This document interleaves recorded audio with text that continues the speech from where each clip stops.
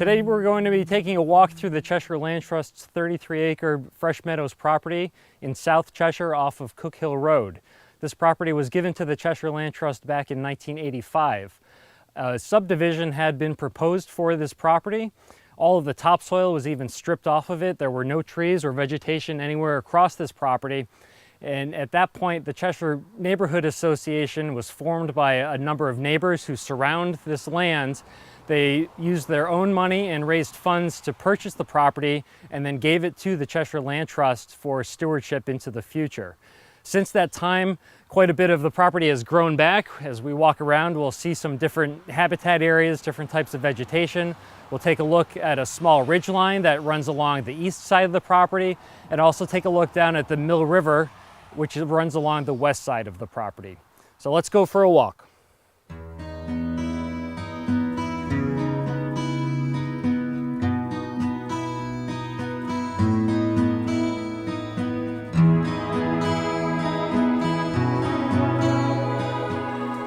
We're standing in a vernal pool area in the south end of the Fresh Meadows property. This is an area that is somewhat common across parts of the southern New England landscape. These are small depression areas in the landscape that are approximately 40 feet wide in both directions, maybe 2 to 3 feet deep. It's a depressional area that's somewhat common in the southern New England landscape. We have the bog bridge running across this side to give an idea that it does fill up with water, maybe about 8 to 10 inches of water at its deepest point. It looks rather overgrown during the summer, but it's not needed during the summer. It's very dry now, especially this year. We've had an extremely dry summer, so this area is bone dry, and if you only visited this spot during the summertime, you probably have no idea that it actually did get wet during other times of the year. The Land Trust has about 1.5 miles of trails around the Fresh Meadows property. This sign is one of the typical signs that are located around the property to help hikers find their way around. Most of the trails are quite flat. There is one spot with a few little slopes, but if you are somewhere in the south end of Cheshire and looking for a quick 10 or 15 minute walk, this is a terrific property to stop by on and have a nice, easy, flat little walk around for a few minutes. In addition to the signs, a number of the trees are blazed with little paint marks, either blue or yellow, that make it relatively easy to find your way around during different times of the year.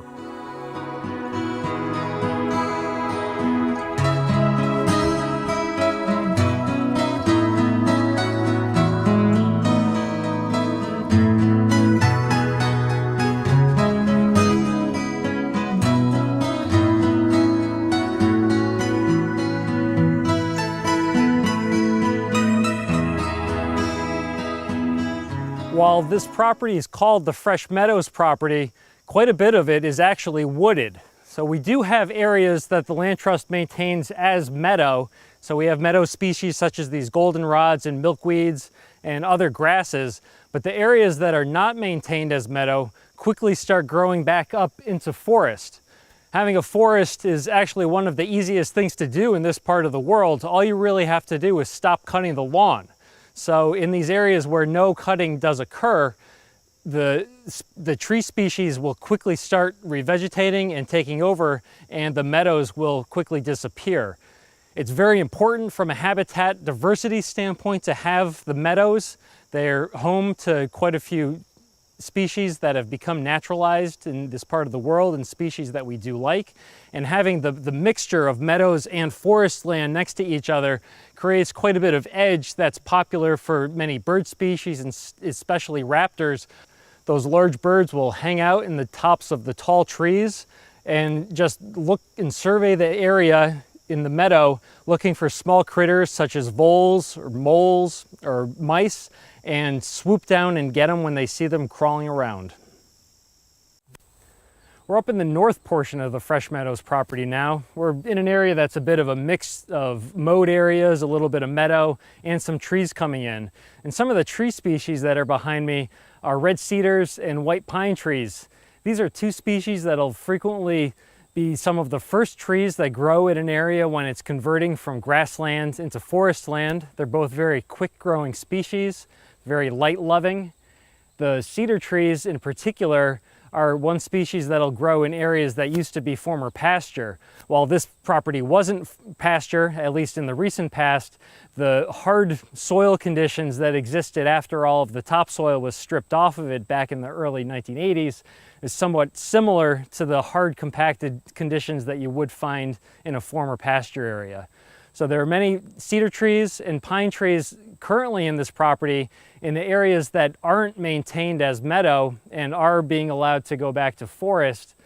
Those softwood species, or those conifer species such as the pines and cedars, will eventually be overtopped by hardwood species such as maples, oaks, and some others.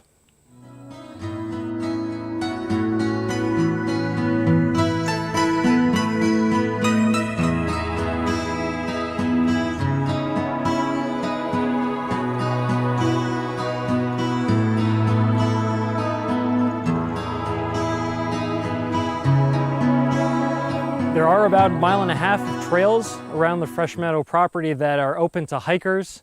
We do welcome folks to come out and enjoy these trails as much as they're interested in doing. We encourage use all times of year. The trails are open 7 days a week from dawn to dusk. We do, however, ask that everybody respect our neighbors and the Cheshire Land Trust stewardship efforts by staying on the trails at all times. The meadow areas of Fresh Meadows can be a very popular area for many bird species that enjoy living in meadow-type habitats. The birdhouses that are scattered around the property, such as the one behind me, are for bluebirds, which can be seen during during certain times of year around the property. They're a very vivid blue. They really do live up to their name, so it's certainly worth coming out and taking a hike around, seeing if you can spot one. The bird species are quite plentiful in the area, and this property is quite well known for folks in the Cheshire vicinity that are into birding. Anyone interested in bird watching that hasn't been out to the Fresh Meadows property would highly recommend coming out and taking a walk. It's quite diverse as far as bird species go and quite well known among a lot of people that are into bird watching.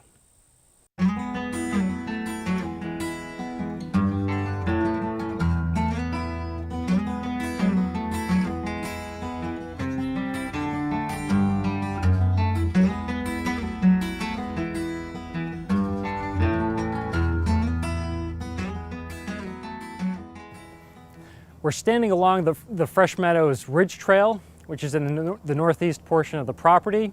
It runs up and along a small ridge that is about 50 or 60 feet higher than the bulk of the property, which is quite flat. This ridge is actually just a step up the ridge. Another step up crosses Sperry Road, and then one additional step leads into the Cheshire Land Trust Brooke Memorial property. Standing in the vicinity of the Jean May Bench, looking out toward the west, there are some very nice views of Prospect Ridge, especially during the winter months when the leaves are off the trees. During the summer months, that view is a bit blocked by the foliage, which is mostly provided by sugar maples and chestnut and red oak trees. In some areas of the Fresh Meadows property, along with many open space properties, there are quite a few invasive species that are crowding in. This one example of an invasive species on this property is autumn olive, which is creeping into the trails and some other open areas. These species can be a problem in some areas because they will tend to crowd out some of the more native species, crowd out some of the habitat that native animal species are accustomed to, and they don't have any natural predators that will be eating some of the invasives.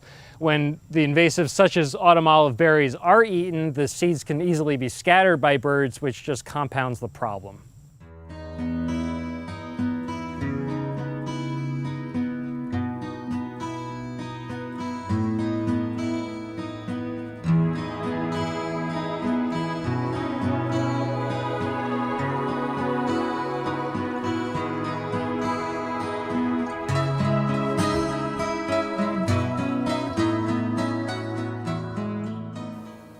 Welcome to the Cheshire Land Trust's Ives Farm property.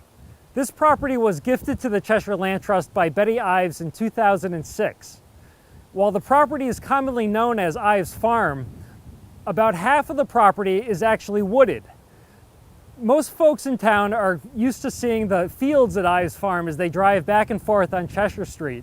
But today we're going to be taking a walk through the wooded portion, the Ives Farm woodlands, taking a look at some of the trails and how a property will revert from a agricultural or field type condition into a full forest condition. All of the trails throughout the Ives Farm woodland are open to the public most of the year from dawn to dusk. The trails are available for walking, hiking, bird watching, and in the winter months, snowshoeing. In many areas of the woods, both in Cheshire and much of Connecticut and all across the Northeast, it's very common to see stone walls. These walls were not built in forests. These walls were built as fields were being developed by colonists in the 1600s and 1700s, and even into the 1800s. This wall was probably dividing two different fields, and we can commonly find evidence of the different fields by differences in the forest structure on both sides of the wall. In former agricultural areas, after you have a stage of grasses and shrubs, the next step in forest succession is for trees to move in.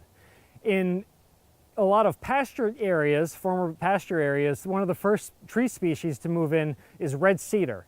We have red cedar trees around us in this part of the Ives Farm woodland, and we also have a few black birches that are starting to grow in. Cedars will have a very healthy, full crown on them until the hardwood species, such as this birch, start to grow around and above them. As that happens, the cedars get shaded out, they don't get the sunlight that they need, and the branches start to recede upward. As the branches recede up, the live crown gets higher and higher in the tree, and you end up with trees that are shaped somewhat like lollipops. Once the cedar trees get shaded out by the hardwoods, the property owner needs to make a choice. In the case of Ives Farm woodland, it's the land trust that needs to make a management decision. Some of the choices in this type of situation are that the cedars could be cut down and used for fence posts or other purposes. The hardwoods could be cut to allow the cedars to re-thrive and increase more diversity in the forest structure, or the cedars could be left in their dead state and just maintained for habitat purposes.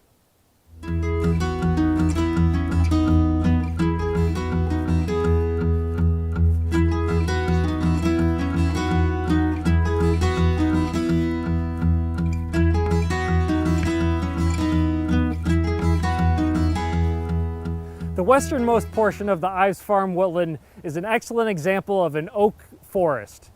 This is the final stage of forest development that would be seen after cedars are crowded out by light-loving hardwood species, and shade-loving hardwoods such as oaks and hickories are able to grow and dominate the area. Most of the trees around me are oaks. A lot of them are red oaks mixed in with a few black oak and white oak. We also have maples, hickories, and a few other hardwood species. The oaks are very important for wildlife because of the acorns that they generate. The acorns are collected by animals during the fall and used as food source during the winter and spring months.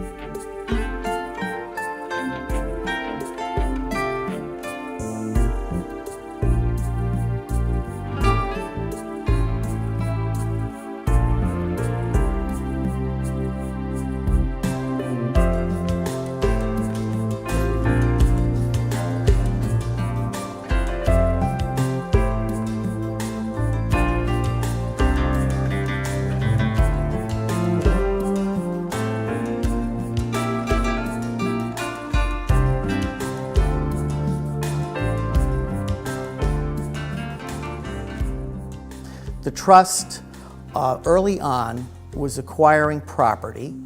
We were all very grateful for all of that. Over time, there were some evolutions in how we received donations. Among them was Lee Pells. Lee Pells donated 13 acres of land to the Cheshire Land Trust, which abut the Ives Farm. Lee was a friend of the Ives family. They sat in the field at night looking at sunset, as she would describe it, and it was the most beautiful place on earth. Not a one of us had a notion that we could ever purchase the property, we would ever own it, we would ever be a beneficiary, but we could at least ask. 2006, of course, is when the Cheshire Land Trust received the wonderful news that we were the beneficiary of this rather substantial piece of property. The property has 47 tillable acres, and it's just a remarkable place that is going to go on, we would hope, for the next 100 years.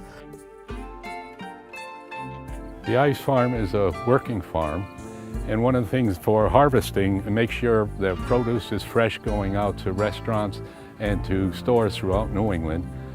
The flatbed trailer is brought out to the field by tractor. The harvest workers will use crates such as this, and they pack in the fruit. Once the trailer is loaded, it is brought up to the washing station, and at the washing station it is run through, it is washed, it's graded, the vegetables, based on quality, and it's put into boxes where it's loaded up onto trucks at the back of the refrigerated trucks at the back of the washing stations, and this ensures high quality product to the stores and restaurants throughout New England.